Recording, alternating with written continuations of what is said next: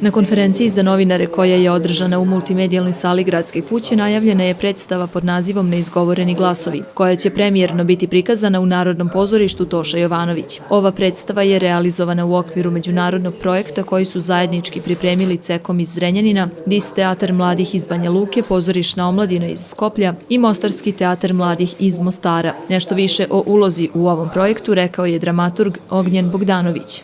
Što se tiče anketa koje smo sproveli negde prije uopšte ulaska u proces, davali smo određena pitanja mladim ljudima iz svih gradova i svih zemalja i pokušavali smo od toga da sklopimo neku zajedničku temu koju ćemo nekada dalje da pričamo. Pretežno se baziralo i svodilo na priču o predrasudama i stereotipima i jedna od zanimljivih pitanja jesu bili koji su baš strahovi mladih i kao sam spomenuo na konferenciji bilo je da se mladi dosta boje budućnosti, što je u neku ruku vrlo problematično za naše prostore, jer kako je onda nama svima budućnost ako se baš mladi ljudi koji trebaju da mijenjaju nešto boje iste te.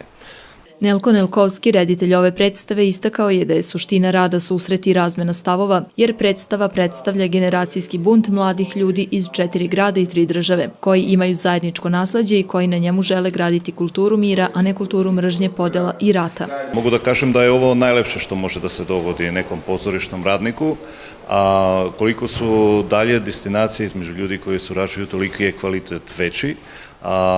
Suština rada je susret i razmena stavova i ono što je fascinantno je da ova nova generacija i pored svega ostalog ima vrlo, rekao bih, zdravi pogled na svet, ne toliko opterećen tim stereotipima, ali od onoga što smo dobili od upitnike kao informacija, naša društva su ipak u jednom vrlo lošem stanju. U suštini cilj projekta je RAIKO, ta je organizacija koja nas finansira, to je Balkanski fond koji je sastavljen od naših ministarstava za mladih.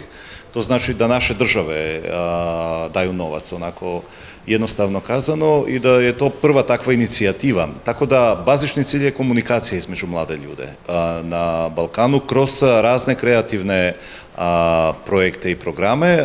Bazični cilj ovog projekta je kroz pozorište, a mogu da reći da je ovaj jedan od 3 najboljih projekata do sada ocenjen zato što je pozorište vrlo ekstrovertno kao umetnost. Mal broj ljudi mi radimo, svega 14 su u projektu, ali to se predstavlja ispred 1000 ljudi, tako da ta energija i ono što smo istražili, inaugurirali, sad će da se prebaci i prezentira ispred veliki auditorijum i mogu vam reći ovako neskromno da je stvarno predstava puna energije, eksplozivna je, od gorkih suza ima do ludog smeha, a isto tako i puno filozofije te mladalaške koje kroz pozorišna sredstva oni predstavljaju prema publici.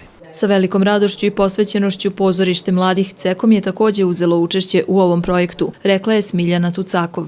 Svi mladi iz CEKOM-a su učestvovali u toj prvoj fazi koja je značila istraživanje i intervjuisanje što svojih vršnjaka, što njihovih roditelja, baka, deka, znači nekih starijih generacija o pitanjima kako bismo mogli da uporedimo kako razmišljaju mladi ljudi, a kako starije generacije kada su isti problemi u pitanju. Znači, bavili smo se pre svega predrasudama, stereotipima. Cilj projekta jeste, ajde tako da kažem, vrlo jednostavno pomirenje i da pokušamo da prevaziđemo govor mržnje koji je vrlo prisutan, nažalost, danas.